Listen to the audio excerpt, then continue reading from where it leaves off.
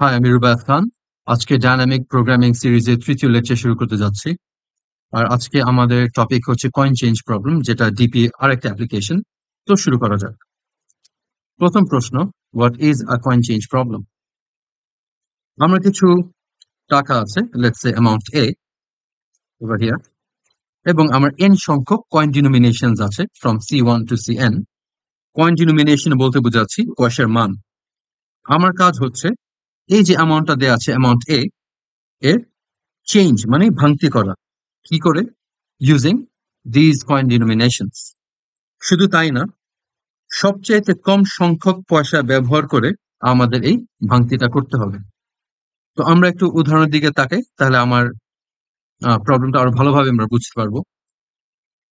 Let's say a equals 5, তার মানে হচ্ছে আমার কাছে 5 টাকা আছে, এবং c ইকুয়ালস 1 and 2, তার মানে হচ্ছে আমার 1 টাকার কয়েন আছে আর 2 টাকার কয়েন আছে, এবং এই কয়েনগুলো আমার ইনফিনিট সংখ্যক আছে। তার মানে হচ্ছে আমি যত ইচ্ছা 1 টাকার কয়েন ব্যবহার করতে পারবো, এবং যত ইচ্ছা আমি 2 টাকার কয়েন ব্যবহার করতে পারবো। এবং আমার এই 1 টাকা এবং 2 টাকার কয়েন ইউজ করে আমার এই 5 টাকা বানাতে হবে, এবং using the least number of coins. তো এই ডিনোমিনেশন দিয়ে আমরা 3 ভাবে 5 টাকা বানাতে পারি। সেটা হচ্ছে 5টা 1 টাকার কয়েন ব্যবহার করে, ওভার হিয়ার, 3টা 1 টাকার কয়েন আর একটা 2 টাকার কয়েন ব্যবহার করে, আর 2টা 2 টাকার কয়েন আর একটা 1 টাকার কয়েন ব্যবহার করে। So we can make 5 in 3 ways, but আমার আলটিমেট অ্যান্সার হচ্ছে, মানে অপটিমাল অ্যান্সার হচ্ছে এটা, দ্য লাস্ট কম্বিনেশন, শেষ কম্বিনেশনটা। কারণ এখানে আমি 3টা পয়সা ব্যবহার করছি, 2টা 2 টাকার কয়েন আর একটা 1 টাকার কয়েন। এখন আমরা একটু প্রমাণ করি যে কয়েন চেঞ্জ প্রবলেম একটা ডিপি প্রবলেম। তো আমরা আগের উদাহরণটা নিয়ে কাজ করি। তো আমাদের এখানে 5 টাকা আছে, and we have to prove two things: sub problem optimality R overlapping sub problem. তো শুরু করা যাক। এখন আমি যদি, আর বাই দ্য ওয়ে আমার একটা দুইটা জিনিস আমরা দেখতে হবে, সেটা হচ্ছে we have to try out with every coin denomination. আমার প্রত্যেকটা কয়েন ডিনোমিনেশনের প্রত্যেকটা কম্বিনেশন ব্যবহার করে আমার ট্রি রাখতে হবে, অথবা চেক করতে হবে যে সাব প্রবলেম অপটিমাল কিনা আর ওভারল্যাপিং সাব প্রবলেম আছে কিনা। প্লাস আমি একটা ধাপে একটা পয়সাই ব্যবহার করতে পারবো। So let's see. So we are given this amount 5, এবং আমি যদি একটা 1 টাকার কয়েন নেই, আমি একটা 1 টাকার কয়েন নিচ্ছি, তাহলে আমার রিমেনিং অ্যামাউন্ট থাকে 4। আর আমি যদি একটা 2 টাকার কয়েন নেই, তাহলে আমার রিমেনিং অ্যামাউন্ট থাকে 3। অ্যাগেন, এখান থেকে আমি যদি একটা 1 টাকার কয়েন নেই, তাহলে আমার রিমেনিং থাকে 3। আর আমি যদি একটা 2 টাকার কয়েন নিই, তাহলে আমার রিমেনিং থাকবে 2। একই কাজ আমি প্রত্যেক ধাপেই করব। আমি যদি একটা 1 টাকার কয়েন নেই, আমার বাকি থাকছে 2। আর আমি যদি একটা 2 টাকার কয়েন নিই, আমার বাকি থাকছে 1। আবার আমি এখান থেকে যদি একটা 1 টাকার কয়েন নিই, তাহলে আমার বাকি থাকছে 1। আর আমি যদি একটা 2 টাকার কয়েন নিই, তাহলে আমার বাকি থাকছে 0, কিছু থাকছে না। এখানে আমি যদি একটা 1 টাকার কয়েন নিই, বাকি থাকছে 0। আর এখানে আমি 2 টাকার কয়েন নিতে পারছি না, কারণ এই সাব প্রবলেমে আমার অ্যামাউন্টটাই মাত্র 1। তো 2 টাকা ব্যবহার করে তো আমরা 1 টাকার ভাঙতি করতে পারি না, তো এখানে আমার কিছু হচ্ছে না, আলটিমেটলি জিরোই হবে। তো এখানে আমি 0 দিয়ে দিই।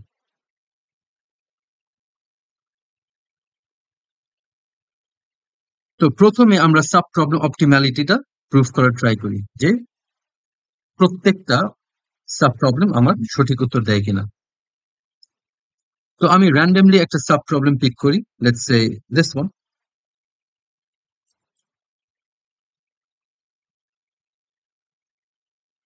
বাই দ্য ওয়ে, এখানে আরেকটা ব্রাঞ্চ আসবে, একটু করে নিই। So over here I have 1। এখান থেকে যদি আমি একটা 1 টাকার কয়েন নিই, আমার বাকি থাকে 0। আর এখান থেকে তো আমি 2 টাকার কয়েন নিতে পারছি না, তো এখানে 0। এখন আমি এই সাব প্রবলেমটা নিলাম, এখন দেখি আমাকে এই সাব প্রবলেম কি অপটিমাল কিনা। তো আমি যদি এই ব্রাঞ্চ ধরে আগাই, এইখানে আমি একটা এক টাকার কয়েন নিয়েছিলাম, এইখানে আমি একটা এক টাকার কয়েন নিয়েছিলাম,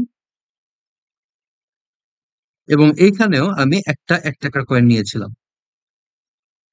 তাহলে আমার কত, সরি, তাহলে আমার কত আসে? 3। তাহলে আমার উত্তর কত? 3। আমি আবার যদি এই ব্রাঞ্চ ট্রাই করি, তাহলে এইখানে আমি, let me use a different color, তো এই ব্রাঞ্চে আমি একটা 2 টাকার কয়েন নিয়েছিলাম, আর এই ব্রাঞ্চে আমি একটা এক টাকার কয়েন নিয়েছিলাম। তো এটাও যদি আমি যোগ করি, আমি কত পাচ্ছি? 3। আবার এখানেও যদি আমি করি, এখানে একটা এক টাকার কয়েন যোগ এখানে একটা 2 টাকার কয়েন, কত হচ্ছে? 3। তার মানে হচ্ছে এই সাব প্রবলেম থেকে যতগুলো আমার ব্রাঞ্চ বের হয়েছে, সব ব্রাঞ্চের ক্যালকুলেশন আমি যদি করি, আমাকে উত্তর 3 দিচ্ছে। তার মানে হচ্ছে এই সাব প্রবলেমটা optimal, giving me the correct answer. So আমরা যদি চেক করি প্রত্যেক সাব প্রবলেমই এরকম প্রত্যেক ব্রাঞ্চ ধরে যদি আমি ক্যালকুলেট করি, তাহলে আমি এই সাব প্রবলেম যে মানটা আছে ওটাই আমি পাবো, which means every sub problem is producing the correct answer. So this first point is proved. Now let's see if there are overlapping sub problems.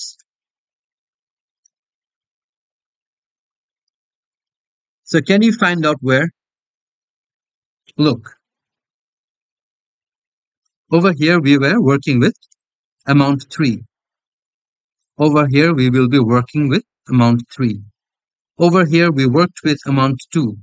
Over here also we are working with amount 2. You see, there are overlapping subproblems. Therefore, both of these points are satisfied. Hence, we can say that the coin change problem is a DP problem. Coin change problem, যে DP problem, সেটা আরেক ভাবেও prove করা যায় using the concept of states. If you remember, we discussed about states while explaining zero knapsack. Okay,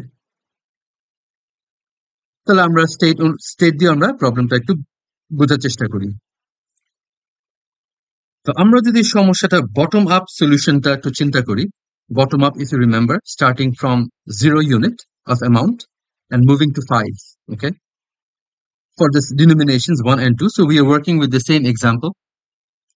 আমরা যেহেতু bottom up বলছি, আমরা 0, 1, 2, 3, 4, 5 এইভাবে বেস ইউনিট থেকে আমরা ম্যাক্সিমাম ইউনিটে যাব for the same coin denominations 1 and 2.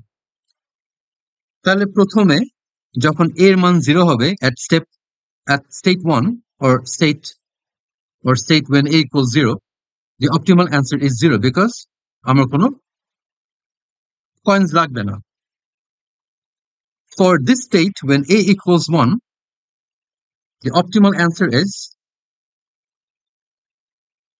একটা এক টাকার কয়েন, এখানে লিখি একটা এক টাকার কয়েন যোগ the optimal answer of the state a equals 0. এবং a equals 0 optimal answer কি ছিল? এই যে 0. So 1 plus 0 কি হয়? 1. This means we need one টাকা কয়েন, মানে একটা এক টাকার কয়েন প্রয়োজন to make a change of amount 1, and which is the correct answer. Now for this state, যখন এর মান 2, এই স্টেটের অপটিমাল অ্যান্সার হবে একটা এক টাকার coin 1 into 1 plus optimal answer of state when a equals 1, মানে a যখন 1 ছিল তার অপটিমাল অ্যান্সার কি ছিল? আমরা গত আগে স্টেটে দেখেছিলাম 1। তো কি হয়? একটা এক টাকার কয়েন এবং 1, তার মানে হচ্ছে 2টা কয়েন আমার প্রয়োজন, একটা এক টাকার কয়েন আর একটা এক টাকার কয়েন, তার মানে হচ্ছে 2টা 1 টাকা কয়েন। আমরা যদি দুইটা 1 টাকা 1 টাকার কয়েন নেই তাহলে আমি অ্যামাউন্ট 2 পেয়ে যাব। সাথে আমার একটা জিনিস করতে হবে, সেটা হচ্ছে, তো এই স্টেট এই ইকুয়ালস টু আরেকটা উত্তর আছে, সেটা হচ্ছে একটা 2 টাকার কয়েন, তো একটা 2 টাকার কয়েন যোগ অপটিমাল অ্যান্সার যখন স্টেট ছিল এর মান 0 এবং এর এ যখন 0 তার অপটিমাল অ্যান্সার ছিল 0, এখানে কি পাই? একটা একটা 2 টাকার কয়েন। ঠিক আছে, তো এ ইকুয়ালস টু মানে হচ্ছে যখন আমার অ্যামাউন্ট 2, তো আমি 2 ভাবে তার ভাঙতি করতে পারি। কিভাবে? একটা 1 টাকার কয়েন আর একটা 1 টাকার কয়েন দুইটা যোগ করলে আমি কি পাই? 2। তার মানে হচ্ছে আমি দুইটা 1 টাকার কয়েন ব্যবহার করতে পারছি, ব্যবহার করে আমি 2 টাকা পাচ্ছি।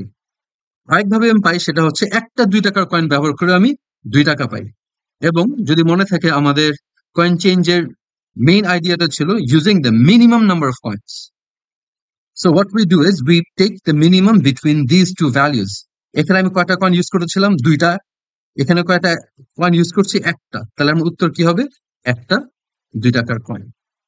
তাই আমি বলতে পারি এভাবে যে for a for a equals n, the optimal answer is minimum between two previous optimal answers. ঠিক না? So when for state a equals n, তাহলে আমার অপটিমাল অ্যান্সার কি হবে? পূর্বের কোন অপটিমাল অ্যান্সারের মিনিমামটা। তো আমরা, তো this also proves that the coin change problem is a DP problem. Now let's solve a problem. Okay, so let's say we're given the amount 11 and we have three coin denominations 1, 3 and 5. তো প্রথমে কি করব? প্রথমে আমি একটা table আঁকবো অথবা array আঁকবো। So draw an array of len a plus 1. Okay, so it will be 0, 1, 2, 3, 4, 5, 6, 7, 8, 9, 10, 11. So there are 12 boxes starting from 0.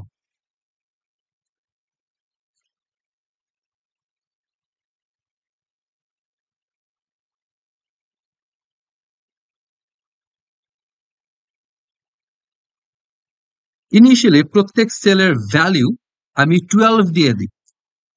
ওকে, 12 কেন? 12 is more than 11 এবং আমার আইডিয়া হচ্ছে মিন বের করতে। সো যে উত্তরটাই পাবো না কেন, আমার এখানে 12 কে রিপ্লেস করবেই। So let's put 12.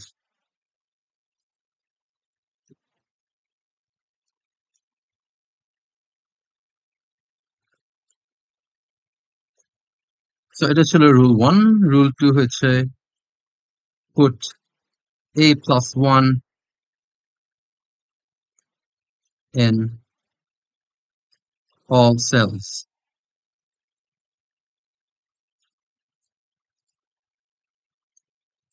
এখন কাজ হচ্ছে আমার এই কয়েন ডিনোমিনেশন গুলা প্রত্যেকটা সেলে কাজ করা। So I will work with 1, 3, 5. By the way, this indices, এই অ্যারে ইন্ডেক্স গুলো রিপ্রেজেন্ট করে হচ্ছে আমার অ্যামাউন্টকে। ঠিক আছে, তো যেহেতু আমি এটা বটম আপ, তার মানে হচ্ছে আমি সবচেয়ে স্মলেস্ট ইউনিট থেকে শুরু করছি 0 এবং সিকোয়েন্সিয়ালি আমি আমার ফাইনাল অ্যান্সারের দিকে যাব। ঠিক আছে, তো এখানে লিখে দিই the indices of the array are the amount I am working with currently. ওকে, তো ফার্স্টে আমি শূন্য অ্যামাউন্ট নিয়ে কাজ করছি। শূন্য অ্যামাউন্ট নিয়ে কাজ করা মানে হচ্ছে আলটিমেটলি আমি 0 দিয়ে দিই, আমার কোনো কয়েন লাগবে না। এখন আমি কাজ করছি হচ্ছে 1 টাকা নিয়ে এবং আমার কয়েন ডিনোমিনেশনস গুলো কি কি? 1, 3, 5। এখন আমি চেক করব, প্রত্যেক ডিনোমিনেশন দিয়ে আমি চেক করব। তো আমি 1 টাকার কয়েন দিয়ে কি আমি 1 টাকা ভাঙতি করতে পারি? হ্যাঁ, পারি। তাহলে আমি কি করব? এবং এই অ্যামাউন্ট বিয়োগ এই অ্যামাউন্ট কত হয়? 0। এবং আমার কয়টা কয়েন লাগছে? একটা লাগছে। সো একটা মিনিমাম, এক ছোট না 12 ছোট? So 1 is smaller, so I replace 12 with 1. Okay. Or we can do another thing. We can go one space to the left. Remember 01 knapsack? যেখানে আমরা WI অনুযায়ী যখন J এর মান আমার WI থেকে বড় ছিল, তখন আমি কি করেছিলাম? WI সংখ্যকবার আমি বাম দিকে গিয়েছিলাম। তো একই কাজ আমি এখানে করব। যদি আমার, so let's say these are I, so I হচ্ছে আমার অ্যামাউন্ট রিপ্রেজেন্ট করবে, এবং let's say these are my J. If CJ,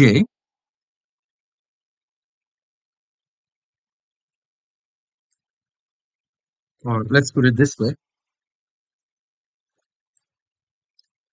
if I is greater equal CJ, যদি আমি যে টাকা অ্যামাউন্টটাকে ভাঙতি করতে চাই সেটা যদি আমার কয়েন ডিনোমিনেশন থেকে বড় হয়, তাহলে অবশ্যই আমি ভাঙতি করতে পারবো। তখন আমি কি করব? I go CJ amount backwards. That is,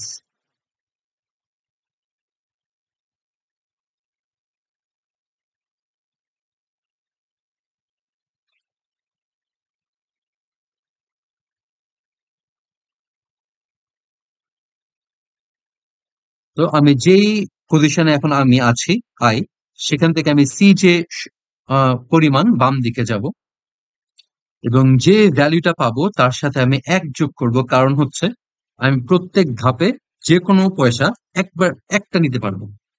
ওকে। এবং তার সাথে আমার এই মুহূর্তে যে স্টেটে আমি আছি, ওই স্টেটে যে ভ্যালুটা আছে তার আমি মিনিমামটা পিক করব। ওকে। মিনিমামটা পিক করে কি করব? ঠিক এই জায়গাতেই রেখে দিব। So to understand this well, you better check 01 knapsack. তো আমি এখানে কি করব? Let's try. So over here J is first 1. So যেহেতু 1, this I is also 1, যেহেতু I এর মান আমার J থেকে সমান, তাহলে আমি কি করব? আমি এক ঘর, যেহেতু আমি ওয়ার্কিং উইথ 1, আমি এক ঘর বাম দিকে যাব। বাম দিকে গেলাম, কি পেলাম? 0। শূন্যর সাথে আমি 1 যোগ করলাম, সেটা হচ্ছে 1। আর এই মুহূর্তে আমার এই সেলে কি আছে? 12। 1 এবং 12-র মধ্যে কোনটা ছোট? 1। তো আমি কেটে 1 দিয়ে দিলাম। তো আমি 1 টাকার কয়েন নিয়ে কাজ শেষ। এখন আমি 3 টাকার কয়েন নিয়ে কাজ করব। আমার অ্যামাউন্ট হচ্ছে 1, কিন্তু কয়েনের মান হচ্ছে 3। তার মানে হচ্ছে কাজ হবে না। Same, it won't work for 5 either. So again, do the same thing for this cell. I'll be working with all the coin denominations. So now I is 2. So as I is greater than J, so J is 1. So I go one space to the left. So as I'm working with 1, I go one space to the left. এক ঘর বাম দিকে যাব। কি পেলাম? 1। 1-এর সাথে আমি 1 যোগ করব, যেটা হবে 2। এবং এই মুহূর্তে কি ভ্যালু আছে? 12। এই 2 এবং 12-র মধ্যে যে মিনিমাম, তাকে আমি পিক করবো। তার মানে হচ্ছে 2 যেহেতু ছোট, আমি 2 কে নিয়ে নিলাম। তো আমার 1 টাকার কয়েন নিয়ে কাজ শেষ। 3 টাকার কয়েন, 3 যেহেতু আমার 2-এর আয়ের থেকে বড়, আমি ভাঙতি করতে পারবো না, তো 3 নিয়ে আমার কাজ করার দরকার নেই। আমার 5 নিয়ে কাজ করার দরকার নেই।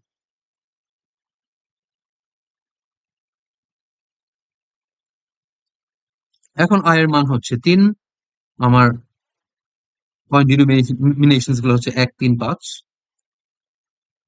1 যেহেতু 3 এর থেকে ছোট, তো আমি 1 ঘর বাম দিকে যাব। কি পেলাম? 2, 2 এর সাথে আমি 1 যোগ করলাম, পাই আমি 3। 3 এবং 12 এর মধ্যে কে ছোট? 3। তো এখানে আমি 3 বসাই দিলাম। তো 1 টাকার কয়েন নিয়ে কাজ শেষ। এখন আমি 3 টাকার কয়েন নিয়ে কাজ করব। 3 এবং 3 এখন সমান, তার মানে হচ্ছে আমি 3 টাকার কয়েন বেছে নিতে পারি। যেহেতু 3 টাকার কয়েন আমি বেছে নিতে পারবো এখন, তো আমি কয় ঘর বাম দিকে যাব? 3 ঘর। এখানে যেহেতু আমি 3 টাকার কয়েন নিয়ে কাজ করছি, 3 ঘর বাম দিকে যাব। 1, 2, 3। 1, 2, 3 কি পেলাম? শূন্য। শূন্যর সাথে আমি কত যোগ করব? 1 যোগ করব। শূন্যর সাথে 1 যোগ করে পেলাম 1। আর এই মুহূর্তে ঘরে কি আছে? 3 আছে। তো 1 আর 3 এর মধ্যে কে ছোট? 1 ছোট। তো আমি এখানে 1 দিয়ে দিলাম। তো এই 1 মানে হচ্ছে আমি কয়টা পয়সা পিক করলাম? তো এই ক্ষেত্রে আমি একটা 1 টাকার কয়েন পিক করেছিলাম। এই ক্ষেত্রে আমি দুইটা 1 টাকার কয়েন পিক করেছিলাম। এখন আমি প্রথমে 3টা 1 টাকার কয়েন পিক করেছিলাম। তারপরে আমি একটা 3 টাকার কয়েন পিক করেছি। ঠিক আছে? So you see I am getting the optimal answer at every step. 5 যেহেতু 3 এর থেকে বড়, তো আমি 5 নিয়ে কাজ করব না। এখন এখানে আসলাম। So I'll work with 1, 3, and 5. 1 is smaller than 4, so I go one space to the left. 1 পেলাম, 1 plus 1, 2. 2 is less than 12, so I replace 12 with 2.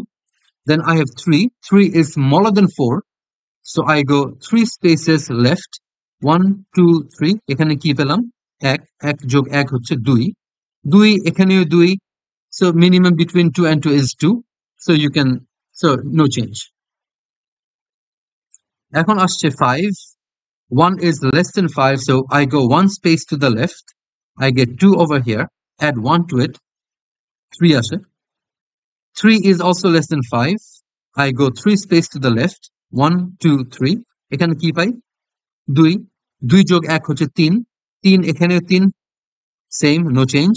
তারপরে এখন আমার I এর মান 5, আমার J এর মান 5। 5 and 5 are equal, so আমি এখন 5 টাকার কয়েন পিক করতে পারবো। তাহলে আমি কত ঘর বাম দিকে যাব? 5 ঘর। 1, 2, so let me use a different color. So 1, 2, 3, 4, 5। 5তম ঘরে যে কি পেলাম? 0। 0 যোগ 1, 1। 1 আর 3 এর মধ্যে কে ছোট? 1।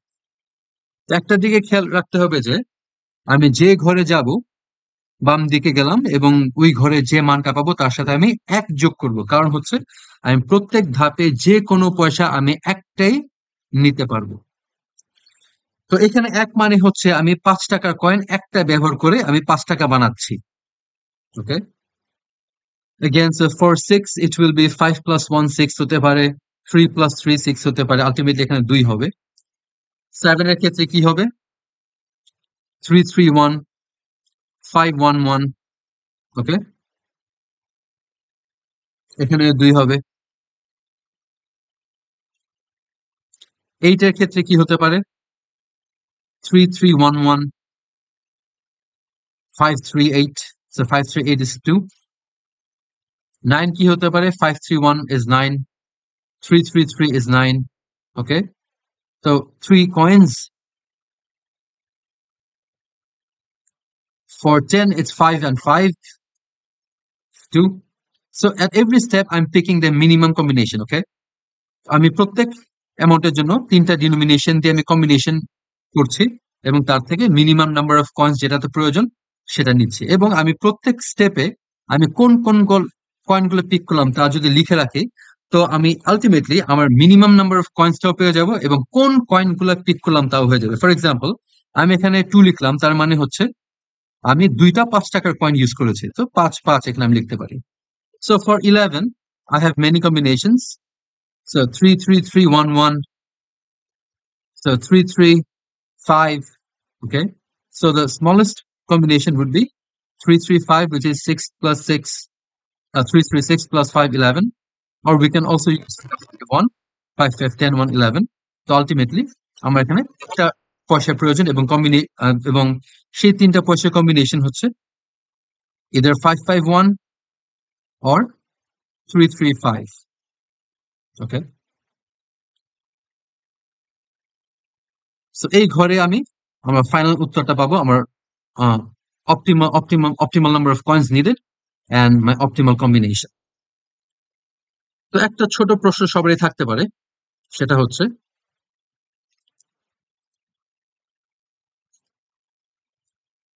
can there be multiple answers? Answer is yes. There can be multiple optimal answers. এখন এটা বলতে বুঝাচ্ছি, যেমন আমি যখন এইটা নিয়ে কাজ করতেছিলাম, যখন 11 নিয়ে কাজ করতেছিলাম, তখন আমি দুই ভাবে 11 ভাঙতে করতে পারছিলাম, ঠিক না? সো 11কে আমি ইচ্ছা করলে 335 দিয়েও আমি 11 বানাতে পারি, এবং 551 দিয়েও আমি 11 বানাতে পারি। কিন্তু এই দুই ক্ষেত্রে আমার নাম্বার অফ কয়েন্স কিন্তু সেম, এবং that is 3. So the answer is there can be multiple combinations for one amount, but the number of coins will be same. Okay, 3 coins. So এখন টাইম কমপ্লেক্সিটি নিয়ে কথা বলি। তো এখানে আমরা কি করেছিলাম, তো আমরা এখানে দুইটা লুপ চলেছিল, সেটা হচ্ছে for all coin denominations and for amount 0 to 11. So for I equals 0 to amount A, for J equals, let's say, 1 to N. Okay, তাহলে আমার টাইম কমপ্লেক্সিটি হচ্ছে big of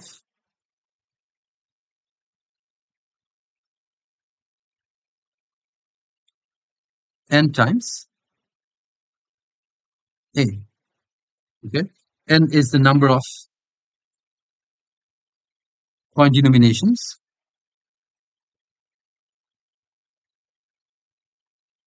and A is the amount. So you can A plus 1 usually হয়. Okay, so amount.